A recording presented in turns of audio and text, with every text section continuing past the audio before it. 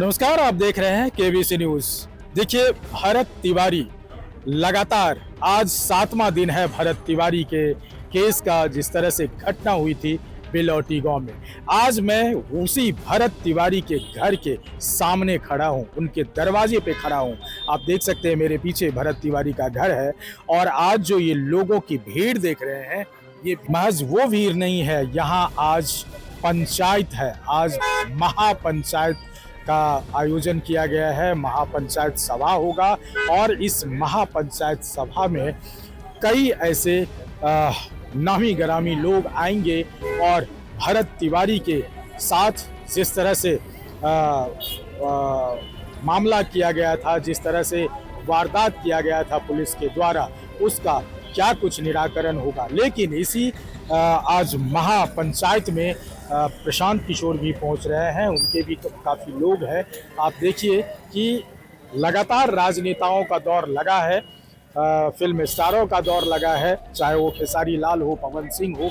लेकिन आज जनसुराज के प्रणेता यहाँ के जनसुराज के प्रणेता प्रशांत किशोर महासभा में, महापंचायत में उनको आमंत्रित किया गया है, वो भी आएंगे। आइए हम कुछ लोगों से बात करते हैं कि आखिर क्या यहाँ के मामला है और इस मामला को लेकर के सरकार की नीति, प्रशासन की नीति पर क्या कुछ कह रहे हैं, खासतौर पर जनसुराज के लोग या बाकी यहाँ के लोग, उनसे बात करते हैं। तो ये जो आप नज़ारा देख रहे हैं, ये भरत तिवारी के दरवाजे की ये नज़ारा है। आज देखिए, आज महापंचायत का आयोजन किया गया है और इस महापंचायत पर यहाँ संजोग ऐसा था जब यहाँ प्रशांत किशोर की पूरी टीम, प्रशांत किशोर यहाँ परिजन से मिलने आए, भरत तिवारी के माता पिता से मिलने आए। और आप देखिए कि यहाँ जो लोगों की भीड़ है और लगातार सरकार के खिलाफ नारेबाजी भी लग रही है।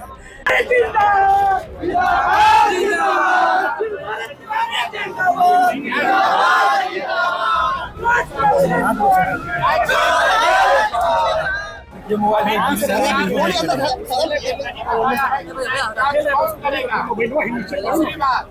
न्यायिक जांच किसकी होगी? जो यहाँ पर खतरा था उसका होगा, जिसने जाकर लोगों से उसको गोली मारी उसका होगा, या जिन लोगों ने उनको खेत में यहाँ ये हत्या कराई है। हम लोग ये मांग कर रहे हैं, अरे भाई रहिए, निकलिए नहीं, भाभी और उनके बहन की ओर से यहाँ निकल ठुकल कीजिएगा, काम हो जाएगा। जिन लोगों ने इस हत्या को अंजाम दिया है, उसके साथ साथ उन लोगों का भी जांच हो जिनके कहे पर यह हत्या को अंजाम दिया गया है, जिन्होंने वो परिस्थिति बनाई कि वो लड़का, आज आपको लोग बता रहे हैं कि पागल हो गया था। पागल नहीं था, आपने, व्यवस्था ने, अफसरों ने यहाँ पर उसको उस मानसिक दशा में पहुंचा दिया था जहाँ उसको समझ में नहीं आ रहा था कैसे इनसे डील करें। वो अपनी लड़ाई नहीं लड़ रहे थे, अपने खेत की लड़ाई नहीं लड़ रहे थे। यहाँ जो मुझे पता है, 80 परिवार जो जमनिया गांव से आज 2 बरस से जो लोग गंगा के कटाव की वजह से यहाँ विस्थापित होकर आए हैं, उनको बिजली मिले, उसको पानी मिले, इसकी लड़ाई लड़ रहे थे। और उसके बाद आप उसको गोली मार दिए हैं, तो 4 कांस्टेबल के सस्पेंशन से बात नहीं रुकेगी। न्याय का मतलब है कि इस राज्य के मुखिया को बताना पड़ेगा। जब वो खड़े होकर ये बयान दे रहे थे कि डीजीपी ने हमको खबर दी है, एक लड़का है जो हमको गोली बंदूक दिखा रहा है, मैंने कहा है, ये सम्राट चौधरी का बयान है, उन्होंने कहा है कि भाई हमारे पुलिस को कोई बंदूक कैसे दिखा रहा। मेरे भाई, ये बिहार में एक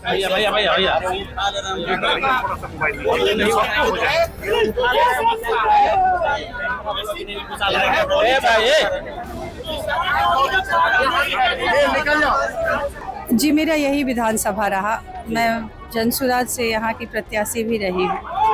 दुर्भाग्य है कि ऐसी घटना हमारे विधानसभा में घटी है। इस विधानसभा में इस तरह से घटना हुई है, आप जानते होंगे पहले से भी। कुछ बताइए भरत के बारे में, और जो घटना हुई है सरकार की नीति क्या है, पुलिस की क्या मंशा है? देखिए, सबसे पहले आप भरत के बारे में जानना चाहते हैं तो भरत एक बहुत ही भोला भाला, ईमानदार, सच्चा देशभक्त था। वो अपने समाज के लिए जीता था। जब आपने पूछा तो बता रहे, 20 साल की उम्र में उन्होंने अपनी पिंड दान कर चुके थे। उनको ये पता था कि एक ना एक दिन यही होने वाला है, उनका इनकाउंटर ही होगा। इसलिए वो पहले ही अपना पिंडदान कर दिए थे, वो शादी अपना नहीं किए थे, पूरा जीवन वो समाज के लिए समर्पित कर चुके थे। आज लोग जात की बात करने लगते हैं। इस केस को घुमाने के लिए अभी भी कुछ धूर्त लोग ऐसे हैं जिसको जात से जोड़ रहे हैं और ये भूल जा रहे हैं कि वो लड़ाई किसकी लड़ रहा था। वो एक ब्राह्मण परिवार से होते हुए लड़ाई किसकी लड़ रहा था। आप वहाँ जाकर ज़मीन पर देखिए कि जिसकी लड़ाई लड़ रहा था वो किस तरह से रो रहे हैं उनके लिए कि अब हमको पूछने वाला कौन नहीं, कोई नहीं है। हर दिन सुबह शाम वो हाल चाल पूछने जाता था। पानी वहाँ पे सप्लाई, पानी का सप्लाई वहाँ पे करवाया, बिजली लगवाया, जो रास्ता बनवाया, वो सब कुछ उसकी देन है। और एक कहीं ना कहीं वो कई सालों से प्रशासन से लड़ रहा था और प्रशासन को ये मौका मिला था उसको घेरने के लिए, क्योंकि उसने नाक में दम कर रखी थी प्रशासन की। जो चीजें भ्रष्टाचार के पूरा पोल, उसका तो मोबाइल अभी भी लोग नहीं दे रहे हैं। वो पहले ही बोला था कि जब मैं मरूंगा तो मेरा मोबाइल पुलिस के हाथ में नहीं जाना चाहिए, लेकिन पुलिस वो ले ली क्योंकि वो ऑनलाइन बोला था बेचारा। पुलिस वो लेके रखी है, अभी तक उसका मोबाइल नहीं दिया गया है। अगर पुलिस सही है तो बिल्कुल उस मोबाइल का जांच होना चाहिए, एकदम होना चाहिए। उसको वो हर चीज उसको, सर मैं क्या बोलूं, उस बच्चे को किस तरह से लड़ा था वो, अंत तक किस तरह से लड़ा है शासन से, एसटीएफ से, प्रशासन से, ये दुनिया देख ली है। अगर वो बंदा लाइव नहीं आता तो क्या आज हम सब यहाँ खड़े होते? उसकी दूरदर्शी सोच ये देखिए कि उसको प्रशासन पर और सरकार पर बिल्कुल भरोसा नहीं था। वो इसीलिए हर बार लाइव आता था और अपनी बातों को लाइव कहता था। क्या इसको जो एनकाउंटर का नाम दिया जा रहा है, ये एनकाउंटर है आपके नजर में? कोई नहीं कह सकता कि ये इनकाउंटर, ये तो मजाक वाली बात हो जाएगी ना कि पिस्टल फेंकने के बाद अगर गोली मारी जाती है और बहादुरी देखिए कि 3 गोली लगा है, उसको उठा के ले जा रहे हैं और वो जय भारत माता की जय, भारत माता, और हंस रहा था, वो हंस रहा था। ऐसा देशभक्त, मतलब इस जमाने में अगर हम लोगों ने देखा, ये हम लोग का सौभाग्य है। और उसकी चिंगारी अब पूरे बिहार में ही नहीं, बाहर में भी ये लग चुकी है। बीजेपी के चाल चरित्र चेहरे के बारे में अब सबको पता चल गया है। इसने पूरा खुलासा कर दिया है। एक शहीद तो हुआ है लेकिन कई भगत सिंह को उसने जन्म दे दिया है। आज प्रशांत किशोर जी भी महासभा में आने वाले महापंचायत जी, क्या लग रहा है कि प्रशांत किशोर जी इस एजेंडा को, इस मुद्दे को कैसे सरकार को? देखिए अभी तक तो जितने बड़े बड़े नेता आते गए और बड़ी बड़ी चीजें वो अनाउंस किए कि हम ये करेंगे वो करेंगे, और कुछ भी नहीं हुआ। जब परिजन हमारे साथ जा कर के प्रशांत जी से हम लोगों ने मिलवाया कि चलिए प्रशांत जी से हम लोग मिलते हैं, वही उसका समाधान निकालेंगे, तो तुरंत कल FIR हो गया ना 2 लोगों पे। उसके पहले तो कुछ भी नहीं हुआ था। और जिसको सस्पेंड किया जा रहा था, जिसको सस्पेंड करने की बात जो पुलिस बता रही है, वो उन पे तो FIR हुआ है, DSP और SHO पर तो FIR हुआ है, लेकिन उसके पहले जो 5-7 लोगों की बात बताई जा रही है कि उनको सस्पेंड किया गया, तो वो कहानी को मोड़ दे रहे। वो एक दिन पहले की घटना है कि जब उनको अरेस्ट करने के लिए भेजा गया और वो लोग खाली हाथ वापस चले गए, तो उनकी नाकामी पे उनको सस्पेंड किया गया है। और लोग सोच रहे हैं कि अरे इनकाउंटर के लिए नहीं हुआ है। अच्छा मैडम, कैसे देख रहे हैं ये एनकाउंटर की पूरी साजिश पटना से लिखी गई थी या इन लोगों की अपनी करतूत यहाँ की पुलिस? बिल्कुल पटना से लिखी गई है। जब ऐसे यहाँ पे आया है तो वो ऐसे तो आया नहीं। STF तो यहाँ से अपने मन से तो आएगा नहीं, STF तो ऊपर से ही आएगा।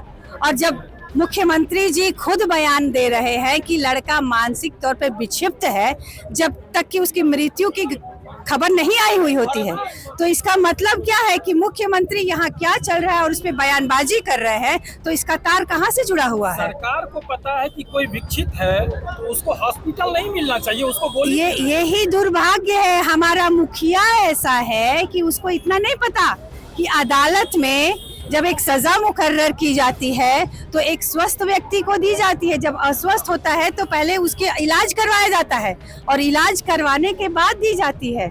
और यहाँ आप ही कह रहे हो कि वो मानसिक तौर पे विक्षिप्त है और आप उसका इनकाउंटर कर दे रहे हो। वो आत्मसमर्पण कर दे रहा है, उसके बाद आप इनकाउंटर कर रहे हो। ये कहाँ का न्याय है? जंगल राज 2 का आगाज कर दिए हैं हमारे मुख्यमंत्री जी। बिल्कुल ये आप आए दिन देख रहे हैं कि जिस तरह से अभी बेगूसराय में हुआ महिला के साथ, उस पे कौन बोला? महिला के साथ जिस तरह से जघन्य अपराध हुआ है, कौन बोला? इस तरह से इतनी मानवता खत्म हो गई, जानवर हो गए यहाँ के लोग। उनका इनकाउंटर क्यों नहीं किया जा रहा है? वो ऐसे ही कैसे भागे जा रहे हैं? आए दिन पटना में महिलाओं के साथ दिन दहाड़े अपहरण किया जा रहा है, ऑटो में घींच कर लाया जा रहा है। मुख्यमंत्री आवास के पास, कचड़े के पास महिला मरी पड़ी है। क्या कभी पक्ष या विपक्ष उस पर कोई बात की? और ये कह रहे हैं कि हमारे राज्य में महिला एकदम सुरक्षित है, जो आंख उठाकर देखेगा उसका वो इनकाउंटर कर देंगे। हमारी बहनों को डर नहीं होना चाहिए। अरे बहनें डरेंगी क्यों नहीं? हम सब डर के माहौल में जी रहे हैं कि आज घर से निकले हैं तो क्या सुरक्षित घर वापस जाएंगे? कोई ठिकाना नहीं है। तो बोलना, बड़ी बड़ी बातें बोल देना अलग चीज है, और उसका जो भी समाधान है या जो जमीन पे दिख रहा है, वो जमीन पे आप कैमरा घुमाइए, दिख रहा है कि उनका चाल चरित्र और चेहरा क्या है। जो खुद अपराधी हो वो अपराध रोकने की बात क्या करता है? मेरा नाम डॉक्टर पद्मा ओझा है और मैं शाहपुर विधानसभा से जनसुराज की प्रत्याशी रही थी। भरत तिवारी का के साथ जो घटना हुई है, उस घटना को लेकर के पूरे बिहार की राजनीति उबाल पड़ी और सत्ता पक्ष के लोग भी गलत कह रहे हैं, पुलिस को कटघरे में खड़ा कर रहे हैं। कैसे देख रहे हैं? शहीद भरत तिवारी इस युग के लिए, हमारे लिए, आज के डेट के लिए भगत सिंह है।